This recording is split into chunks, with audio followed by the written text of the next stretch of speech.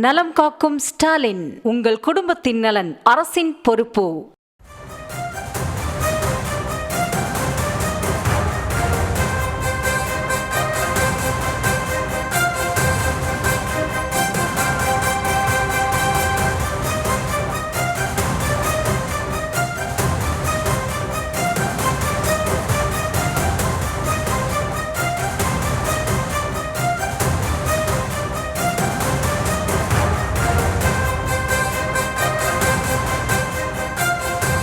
அண்மை செய்தி. தாவேக இரண்டாவது மாநில மாநாட்டை முன்னிட்டு தொண்டர்களுக்கு தாவேக தலைவர் விஜய் கடிதம் அனுப்பியிருக்கிறார். அது தொடர்பான அண்மை செய்தியை தற்போது பார்த்து வருகிறோம். தாவேக தான் முதன்மை சக்தி எனவும் கடிதத்தில் அவர் குறிப்பிட்டிருக்கிறார்.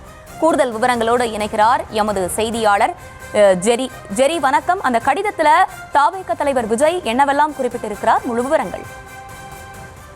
வணக்கம். தமிழக வெற்றி கழகத்தினுடைய இரண்டாவது மாநில மாநாடு இந்த மாதம் 25ஆம் தேதி நடத்த திட்டமிட்டிருந்த நிலையில போலீசார் அனுமதி தராத பொழுது 21ஆம் தேதி நடத்த மீண்டும் திட்டமிட்டிருந்தனர். இந்த நிலையில நேற்று தான் போலீசார் உரிய கடிதத்தை கொடுத்திருந்தார்கள் மாநாட்டை நடத்தி கொள்வதற்கு. இந்த நிலையில் தான் தொண்டர்களுக்கு மாநாட்டு தொடர்பான ஒரு கடிதத்தை எழுதியிருக்கிறார். இந்த கடிதத்துல நம்மோடு அரசியல் பயணத்துல அடுத்தடுத்த கட்டங்களை தாண்டி வரோம். இடையில எத்தனை சவால்கள் நெருக்கடிகள் வந்தாலும் எல்லாத்தையும் மக்கள் சக்தியோட, அதாவது உங்கள் ஆதரவால கடவுளோட அருளால கடந்து வந்துகிட்டே இருக்கும். வர்ற 2026 சட்டமன்ற தேர்தலுக்கு நாம முழு வீச்சில தயாராகிட்டு வரோம்.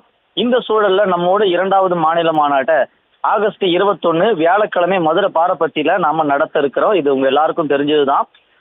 முத்தமிழையும் சங்கம் வச்சு வளர்த்த மதுரையும் நம்ம கொள்கை எதிரியும் அரசியல் எதிரியும் சமரசமே இல்லாம எதிர்த்து நின்று ஜனநாயக போர்ல அவங்கள வென்று தமிழ்நாட்டு மக்களுக்கான நல்லாட்சிய நிறுவுவதே நம்ம குறிக்கோள் என்கிற நிலைப்பாட்டை உறுதி செய்யறதுதான் இந்த மாநாடு.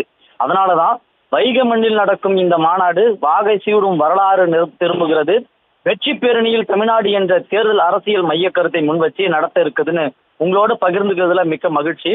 மாநிலம் அதிர தமிழ்நாட்டு தயாராகுவோம்.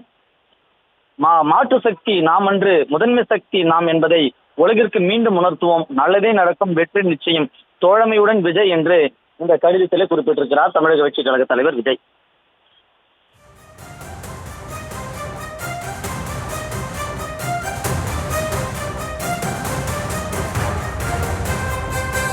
விவரங்களை வழங்கியமைக்கு நன்றி ஜெரி. நலம் காக்கும் ஸ்டாலின், உங்கள் குடும்பத்தின் நலன் அரசின் பொறுப்பு.